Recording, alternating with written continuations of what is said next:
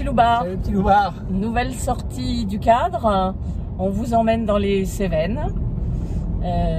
Voilà, on va vous faire partager nos visites, nos expériences, nos coups de cœur, ou peut-être même nos coups de gueule, on verra. Bon, il n'y a pas souvent des coups de gueule. Non, pas souvent. À bientôt. Salut. Sur le parking de Leroy Merlin, on est en train de confectionner un antivol. Voilà, pour nos magnifiques plaques de désensablage. Désensablement, je sais pas bien. Le maître chaudronnier. Voilà, donc il dit qu'il est maître chaudronnier. Voilà, donc les supports sont là. J'ai failli voilà, donc le résultat. Voilà. Bon, ma petite dame, vous faites une facture ou vous me payez au black? Au black, en nature. Nous sommes au belvédère de Répic.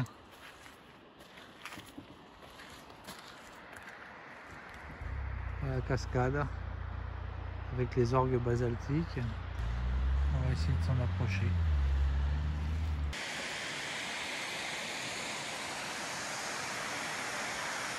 Ça y est, nous voilà aux cascades du Répic. Alors elles sont entourées de magnifiques orgues basaltiques.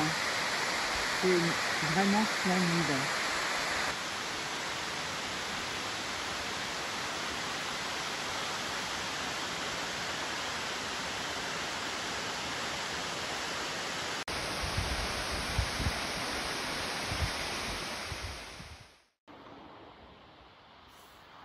Alors, on est où?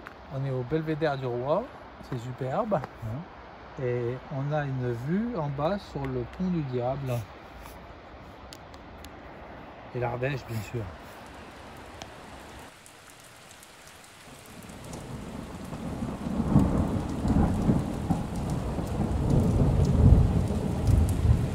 Bon, alors que nous sommes passés il y a quelques jours chez celle du Touareg, on y retourne là parce qu'on a un petit souci d'étanchéité de la cellule.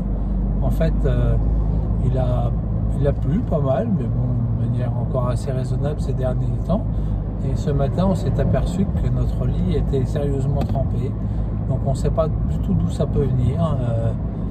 On avait suspecté le turbo-vent, mais a priori, ça semble pas être lui le problème. Ouais, on ne sait pas bien. Donc on a appelé Vincent Joyot de chez Cellule Touareg qui nous a dit de venir tout de suite dans la mesure où on était dans le coin.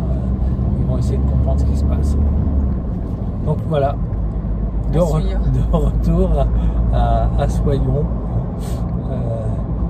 En fait, on a décidé de faire toutes les petites départementales autour de chez Cellule Touareg.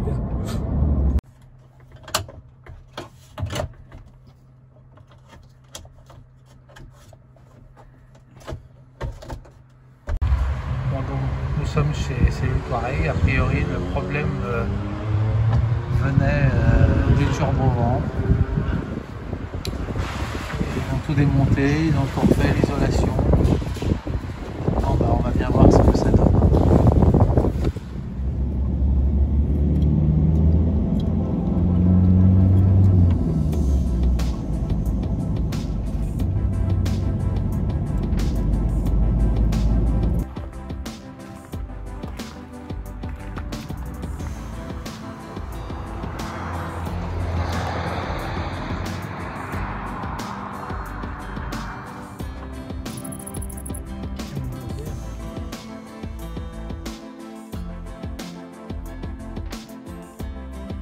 On est pas mal pour le petit-déj. Yes. Magnifique. Le golfe de la Garde-Guérin. Un petit bijou. Rustique mais superbe.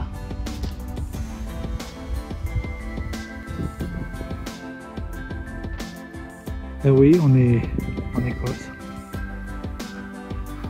En fait, non, on est dans les Cévennes.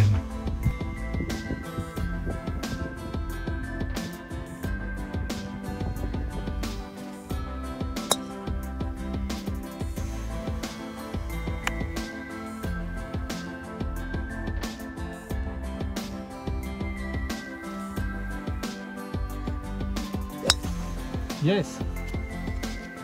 Ça c'est une bastos.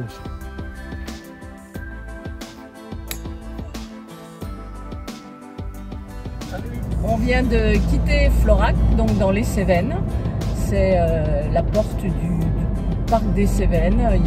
C'est la capitale, du parc des Cévennes.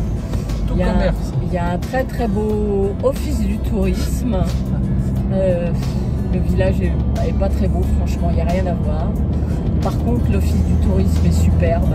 Il est tout neuf, d'ailleurs il a été inauguré au mois de septembre, donc c'est vraiment très très récent. Nous sommes dans la maison du parc national des Cévennes. Un endroit très très sympa, très didactique. Ça fait un peu penser au Visitor Center aux États-Unis.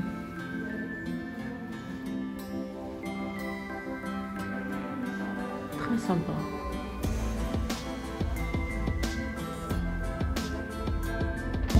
Voilà, donc là maintenant on se presse pour aller dans les gorges du Tarn parce qu'on pense que le ciel risque de nous tomber sur la tête. En plus, ils annoncent une semaine un petit peu pluvieuse, mais bon, on fera avec, il n'y a pas de souci. C'est un euphémisme. Ils annoncent des trompes d'eau pendant au moins 5 jours. Des trompes d'eau, on fera avec, il n'y a pas de souci. À plus. Gorge du Tarn. En plus, la lumière est très belle comme ça en fin de journée, ça fait ressortir les couleurs, c'est magnifique.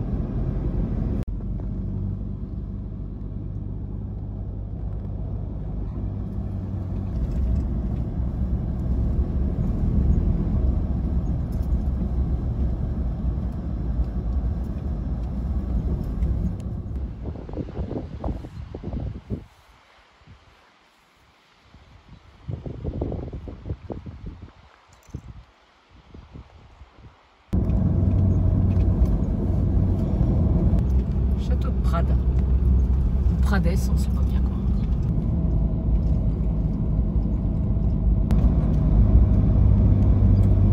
C'est le plus beau village de France quand même, Saint-Énimie. Bon, on se balade dans le village de Saint-Énimie.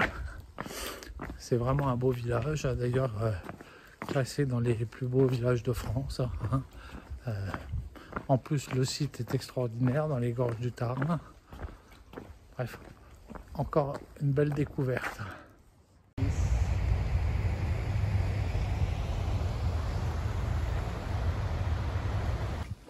Des dalles de rue en pierre, c'est super. Avec des jolies calades.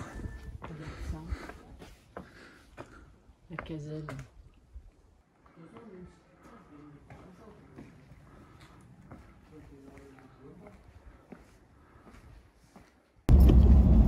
Oh, alors là on serre les fesses. On serre les fesses parce qu'il y a la cellule au-dessus quand même. Hein. Ah oui. C'est en sens unique. La vache, c'est carrément, il est fendu le truc jusqu'en haut. Ouais. T'as vu ça? Ouais, j'ai vu. C'est magnifique. La benne, seule possibilité de transporter des matériaux de l'autre côté de la rivière pour approvisionner ce petit village. Petit village qui n'est accessible d'ailleurs qu'en barque ou à pied. Petit spot pour la nuit. On est à la maison des vautours. On ira demain matin. Bah, j'allais dire que on essaie de me faire mourir de faim dans cette cabane. Tu manges quoi là? Je sais pas, en fait, un machin, un pain popé à l'oignon. Hein. Bon appétit. Merci, c'est des calories négatives en fait. Plus t'en bouffes, moins t'as de calories. Bon, ça fait maintenant 2 jours qu'on étudie la carte du parc national des Cévennes et on peut prendre vraiment notre temps, la détailler parce que on ne peut faire que ça malheureusement pour l'instant. C'est effectivement depuis 2 jours, il tombe des seaux. Donc on est stationné sur un parking, celui de la maison des vautours qu'on est allé visiter hier, c'était superbe. Et maintenant on attend le temps ne devienne pas fatalement beau, mais qu'il arrête un peu de pleuvoir.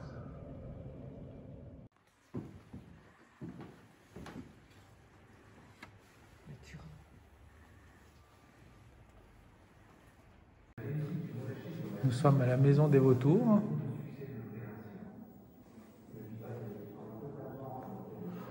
pour l'instant, visiblement, c'est une sorte de musée où on nous explique un peu tout sur le vautour et sur leur réintroduction dans les Cévennes. Il y a des terrasses d'observation où on va se rendre un peu plus tard. Et là, effectivement, on doit pouvoir observer les vautours dans leur milieu naturel. La maison des vautours.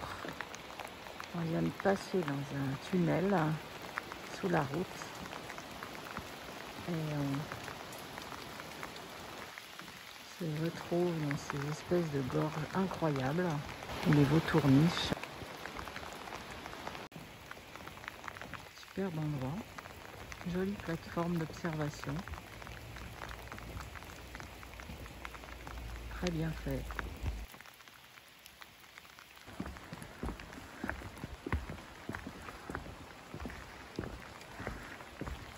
Il tombe un peu d'eau là quand même. Hein. Comment? Il tombe un peu d'eau. Ouais.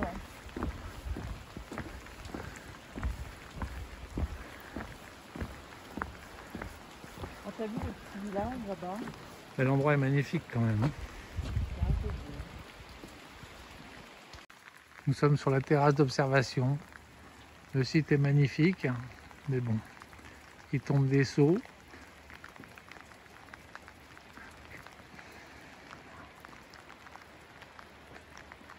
On a pu voir quand même 2 vautours à la lorgnette.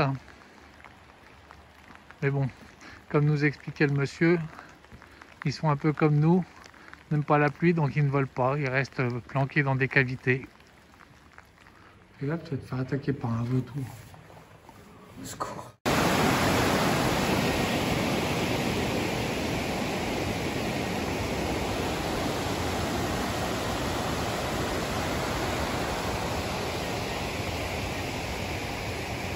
Petit endroit sympathique pour passer la nuit.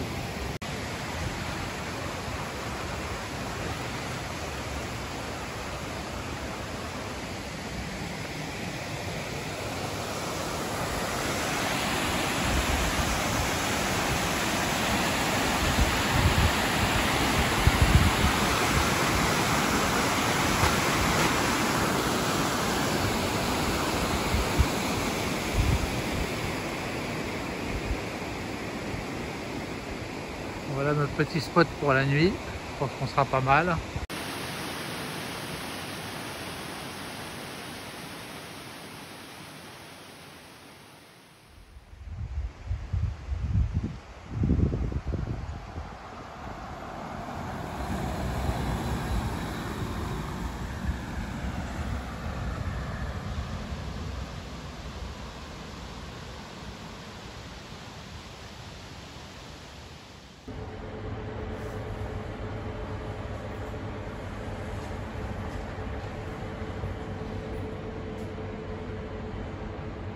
C'était bon? Je me suis régalée. Nous allons visiter la ferme Cossenard d'autrefois, une ferme authentique.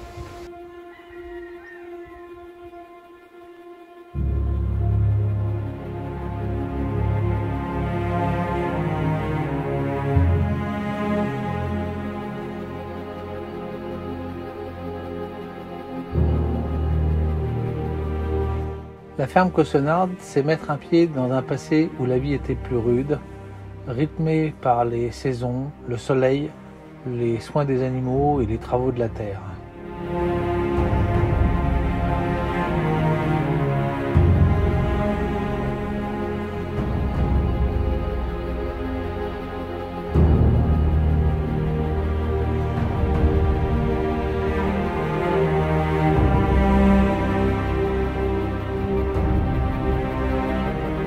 Avec ses 500 mètres carrés de bâtisse, une vingtaine de pièces à visiter, la ferme est vraiment restée dans son jus.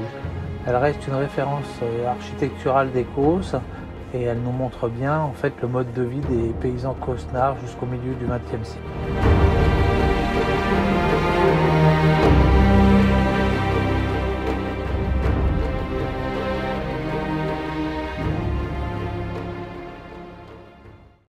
Abîme de Bramabio dans le Causse Noir.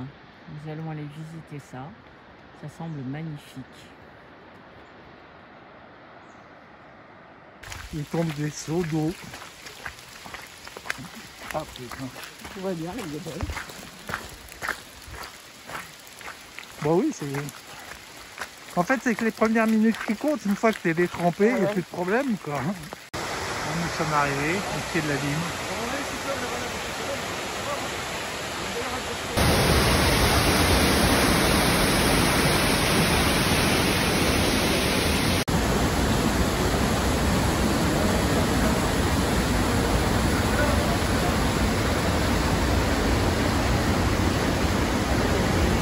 Voilà, je vous l'ai dit, super vue sur la rivière souterraine. Nous sommes 20 mètres au-dessus. Et à vous situer, on est aussi à ensemble 90 mètres sous terre. En bas, sur le plateau de la cathédrale, vous avez vu la marmite de géants couchés. Le détail qui n'est pas les moindres. Martin est passé dans l'eau avec des bougies. Il y a 132 ans, sa bougie s'est éteinte. Et la draperie, il n'a pas vu. Et pourtant, je vous affirme qu'elle était déjà là. Il avait la peur au ventre. Et lorsqu'il est arrivé là, Martin, il a cru que le diable lui parlait.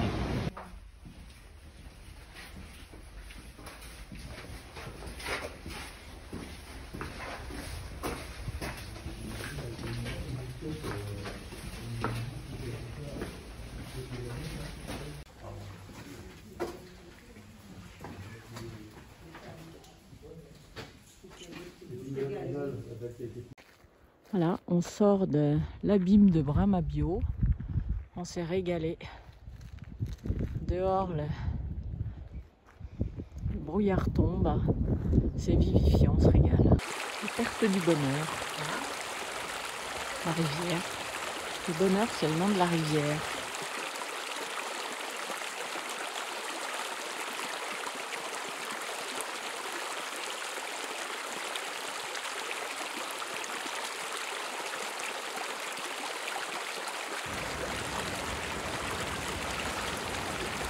On est à la perte du bonheur, la rivière qui a façonné l'abîme de Bramabio. On vient de visiter. Donc elle disparaît sous terre ici.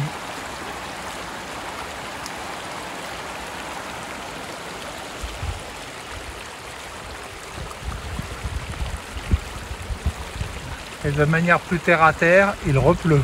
On continue dans le bonheur, nous sommes au lac du bonheur. Voilà, après la rivière du bonheur, nous sommes au lac du bonheur. C'est adorable. Là, on est posé là-bas derrière. Il est 8 h du matin, il fait froid dehors, il a plu toute la nuit. Et on était super bien, on était bien au chaud, on venait de finir de déjeuner. Et puis là, plus rien. D'un seul coup. Plus d'électricité, plus de chauffage. Donc on va aller voir ce qui se passe, voir si ça n'a pas disjoncté, parce que comme il pleut beaucoup, on pense que le coffre a pris l'eau. On va voir. On va voir ce qui se passe. Et puis d'un seul coup, hein, plus rien. Hein. Arrivons au Montégoal. Il fait 2 degrés. La vue est très très bouchée, mais bon, en même temps, on était un petit peu plus bas au lac du Bonheur. Il faisait 4 degrés, donc il n'y a pas une grosse différence. On est habitué. Voilà arrivé à destination. Ah, on voit les antennes là. Ouais. Perçoit l'observatoire.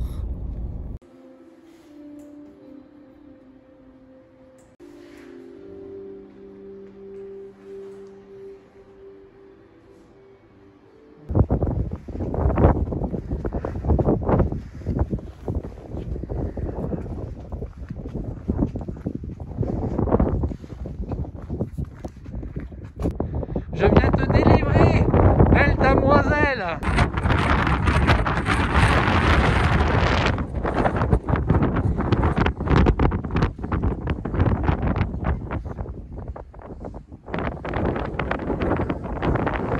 Un peu difficile. Normalement d'ici on peut voir la mer à 60 km.